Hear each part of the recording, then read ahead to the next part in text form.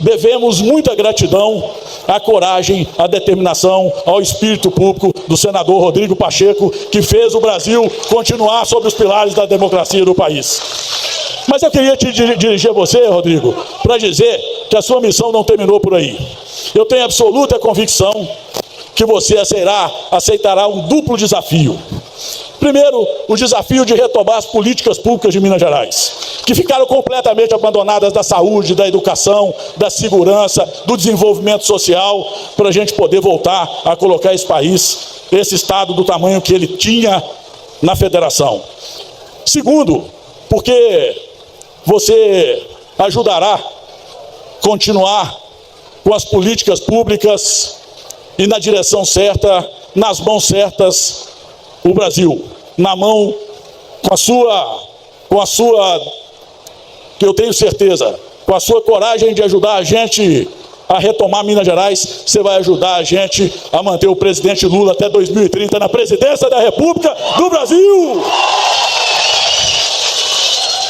E eu queria te dizer, Rodrigo, que esse desafio é muito grande, mas tenha certeza que você tem aqui em mim um companheiro leal, um amigo determinado, aguerrido e corajoso para ajudá-lo nessa empreitada. Eu tenho certeza que os mineiros e mineiras de bem estarão ao seu lado para que você assuma o governo de Minas Gerais e ajude o presidente Lula a ser o presidente da República de novo. Minas dá exemplo ao Brasil. Aqui é Lula do povo, é Lula de novo. A democracia que alguns insistiram em negar, em combater e em evitar no nosso país. E agora, depois de tudo que aconteceu, com plano de golpe de Estado, com minuta de golpe de Estado, com depredação de prédios públicos, com cooptação da sociedade a partir desse conceito antidemocrático, pretendem anistia ampla, geral e restrita, como se o 8 de janeiro tivesse sido um passeio no parque.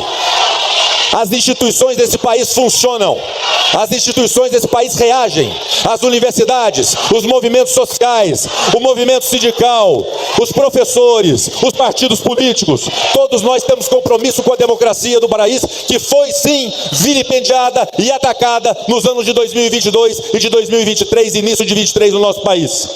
Isso precisa ser dito, porque todos nós precisamos resistir, presidente Lula, e enfrentar esse movimento que existe. Os mesmos que negaram a democracia, negaram a ciência na pandemia e negaram vacina ao povo brasileiro, e mais de 700 mil pessoas morreram. Os mesmos que negam a democracia, negam a importância das universidades públicas e dos institutos federais, e a resposta é uma educação estruturante. Os mesmos que negam a democracia, hoje pretendem, repito, uma anistia plena, geral e restrita, que haverá de ser resistida por cada um de nós, homens públicos responsáveis. Por isso, meus caros amigos, eu tenho dito sempre que nunca foi tão importante nesse país os professores para poder formarem a nossa juventude, a nossa sociedade.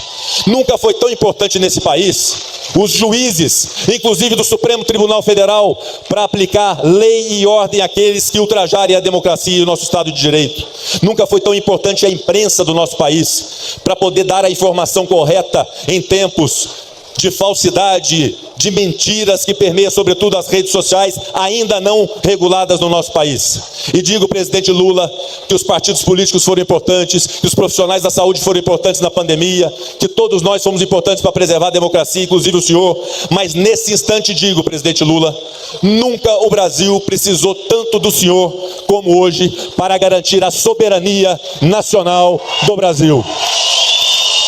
Democracia e soberania, a prova, sob risco, que precisa da resistência a partir de um homem que reúne experiência, pela terceira vez presidente da República, que reúne sabedoria, que reúne respeitabilidade mundo afora e que é capaz, a partir desses predicados e desses atributos, estabelecer o diálogo necessário para que tenhamos a nossa soberania resguardada. O Brasil é dos brasileiros e os brasileiros têm Luiz Inácio Lula da Silva como um líder capaz de dialogar e dar solução para esse problema que enfrentamos nesse instante. E para concluir, exaltando e enaltecendo mais uma vez a importância da educação, a importância das universidades públicas, a importância dos institutos federais, a importância dos movimentos sociais.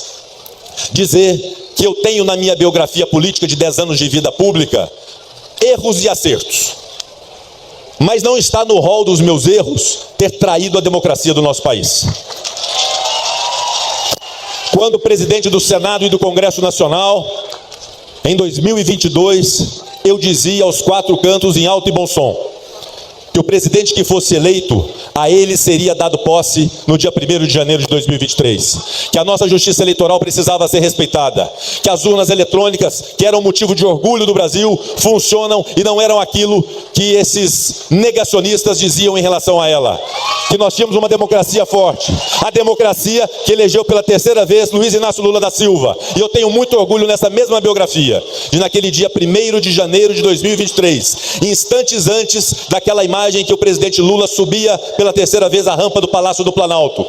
Instantes antes, sentado na cadeira de presidente do Congresso Nacional, em uma sessão solene de posse do presidente eleito, lá estava eu sentado como senador de Minas Gerais a dar posse ao presidente legitimamente eleito por esse país, Luiz Inácio Lula da Silva.